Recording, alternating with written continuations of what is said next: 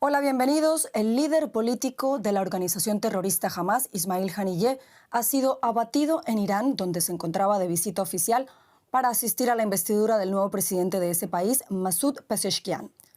Teherán, que ha declarado 3 días de duelo nacional, acusa a Israel de esta muerte y amenaza con un duro castigo. El gobierno israelí no ha reivindicado oficialmente el ataque. El brazo armado de Hamas afirma por su parte que la muerte de Haniyeh tendrá enormes consecuencias para la región. También ha habido reacciones desde el Líbano, Siria, China, Rusia y Qatar, entre otros, condenando este hecho y alertando sobre el riesgo de que se extienda el conflicto.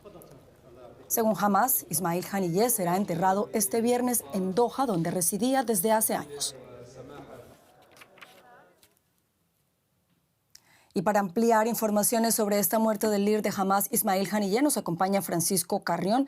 Él es ex corresponsal en El Cairo y periodista del Independiente. Francisco, es un gusto saludarte. Gracias por estar con nosotros. Saludos. Francisco, ayúdanos por favor con un perfil de Ismail Haniyeh. ¿Quién era este hombre y qué representa su muerte? Pues Ismail Haniyeh era el máximo líder político del ala política de Hamas. Había nacido en un campo de refugiados en la Franja de Gaza. Tuvo el poder, fue el primer ministro de la Franja de Gaza antes de autoexiliarse en Doha, en Qatar. Era además la persona de enlace con Irán, que es el principal valedor internacional de Hamas, el que ha financiado al grupo y el que además ha proporcionado el entrenamiento y la tecnología que ha hecho posible la sofisticación de los ataques de Hamas, como el del 7 de octubre, que además supuso un gran golpe para Israel. Fue y es la jornada más sangrienta de la historia del país en sus 78 años de historia. Ismail Haniyeh era además el encargado de las relaciones internacionales del grupo, de manejar las relaciones con el resto de facciones palestinas y de su reconciliación, y era además un perfil más pragmático y más moderado comparado con los que hoy dirigen la organización en el interior de la Franja de Gaza. Francisco, pero ¿estamos hablando realmente de un golpe que puede debilitar a Hamas? Es difícil saberlo. Además, Hamas es una organización que sabe reemplazar muy bien a sus líderes, que tiene un organigrama muy extendido, tiene parte de su dirigencia en el exterior. Posiblemente el líder que asuma ahora la dirección del grupo, la dirección política del grupo, sea Khaled Meshaal, que también procede de la Franja de Gaza, que también tuvo cargos de responsabilidad en Gaza y que también se autoexilió en Doha. Es un perfil distinto al de Ismail Haniyeh porque tiene mejores relaciones con Turquía, con la Turquía de Erdogan, pero es un perfil también moderado que ha apostado por las negociaciones. Yo creo que lo que habría que insistir y subrayar hoy es que la consecuencia,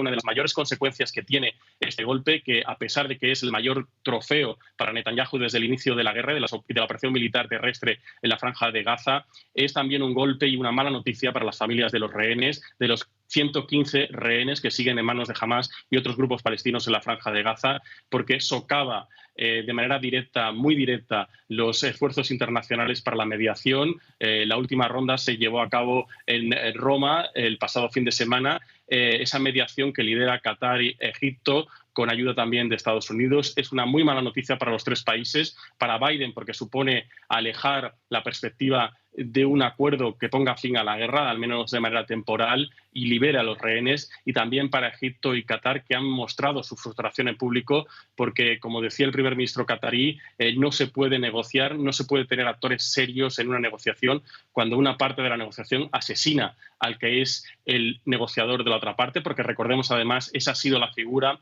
el papel, el rol que ha tenido Ismail Haniyeh en estos meses. Ha sido el principal negociador por parte de Hamas en esas conversaciones indirectas entre Israel y Hamas mediadas por Qatar y Egipto. Francisco, a propósito de eso, anteriormente mencionaba algunas de las reacciones por la muerte de Ismail Haniyeh. Hay ya varias nuevas amenazas contra Israel, que es señalado como responsable por Irán. Pero ¿cómo puede impactar este hecho entonces la guerra en Gaza y los otros frentes que tiene abiertos Israel en Cisjordania, con Hezbollah, con los rebeldes hutíes? Netanyahu habla de que hay 7 frentes abiertos y parece que lo que quiere es elevar la apuesta y, como dice Qatar, agitar la región para llevarla al caos. Parece ser que esa es la ecuación política en estos momentos de Netanyahu, en contra además de lo que quiere la administración Biden. Lo que sí es cierto es que las consecuencias regionales pueden ser inimaginables. Irán ha sido llamado a responder por muchos condicionantes. Primero, porque Ismail Haniyeh era un huésped que ha sido atacado en suelo iraní, en una casa además de la Guardia Revolucionaria iraní en Teherán, por un misil teledirigido probablemente desde Israel.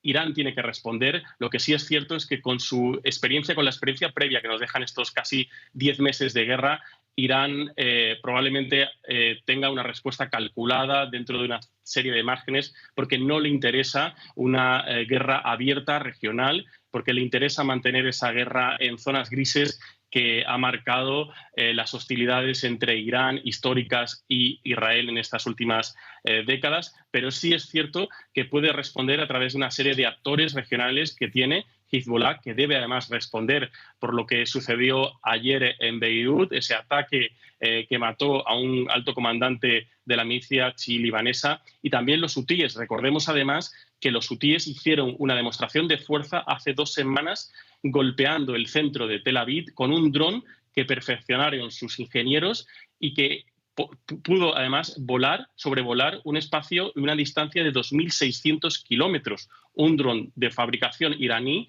perfeccionado por los hutíes en Yemen, que sobrevoló parte de África, Egipto y el mar Mediterráneo hasta golpear Tel Aviv, sorteando todas las defensas aéreas que tiene Israel, que son muchas, porque recordemos es uno de los países más avanzados en la tecnología para detectar misiles procedentes tanto de Irán como de esos actores regionales de influencia iraní.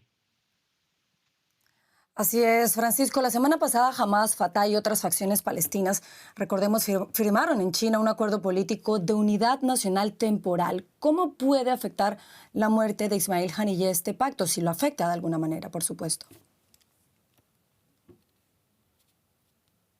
Pues fíjese, si hablamos la semana pasada de que era muy complicado el escenario de un acuerdo inicial de reconciliación entre las facciones palestinas, hoy lo es más, porque lo que supone esta liquidación política de Ismail Haniyeh es que se corta uno de los contactos, de los vehículos de contactos de Hamas con el resto de facciones palestinas. Haniyeh era un firme defensor de esa reconciliación dificilísima con Fatah, con la rama palestina que lidera el presidente de la Autoridad Nacional Palestina, Mahmoud Abbas, desde una Cisjordania ocupada y sitiada por los asentamientos israelíes ilegales. Y es un escenario que se complica aún más esta semana con la desaparición de Haniyeh, porque tiene además una consecuencia directa, y eso también hay que subrayarlo, en el propio organigrama de Hamas. Los que salen beneficiados con la desaparición, con la salida de escena abrupta de Haniyeh, es el ala más radical de Hamas,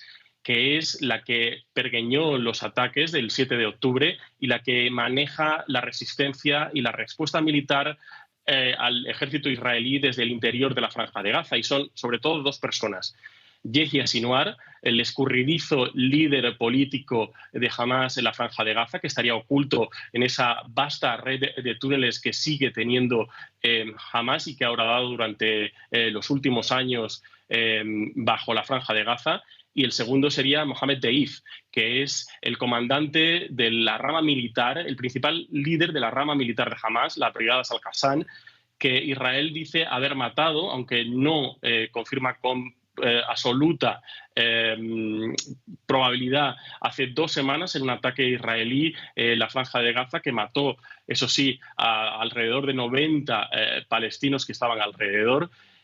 Son esas 2 personas las que han salido ganando hoy con la liquidación política de Ismail Haniyeh, porque desaparece uno de los perfiles más moderados, más pragmáticos, más abierto, no solo a la reconciliación con los palestinos, sino hacia a la posibilidad de iniciar de alguna manera, aunque ahora parezca remota, una reconciliación, un acercamiento hacia la solución de los 2 estados que trata de revivir la diplomacia occidental con el horizonte último de acabar con 78 años de conflicto, de un conflicto además que polariza al mundo y que además alimenta la tensión en Oriente Medio. Pues estaremos muy atentos a las consecuencias que pueda tener esta muerte de Ismail Haniyeh en Irán. Francisco Carrión, muchas gracias por habernos acompañado.